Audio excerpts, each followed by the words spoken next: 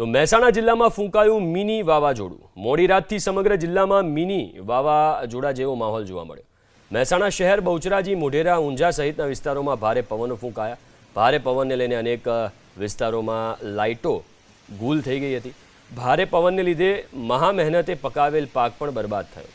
TV screen પરના દ્રશ્યો ખેરાલુના ચોટિયા ગામના છે, જ્યાં વહેલી સવારે ભારે પવનને લીધે વીજ વાયરો ટકરાતા તણખા પડતા 2 વીઘાનો તૈયાર ઘઉંનો પાક બળીને ખાક થયો। કિરણભાઈ ચૌહાણ નામના ખેડૂતના ખેતરમાં તૈયાર 2 વીઘા ઘઉંનો પાક બળીને રાખ થતાં 70,000થી વધુનું નુકસાન થયું। ઘઉંનો પાક બળીને રાખ થતાં ખેડૂતે પણ સરકાર પાસે વળતરની માંગ કરી। આ તરફ વિસનગરમાં પણ ભારે પવનને લીધે જોવા મળી ઠેર ઠેર નુકસાની।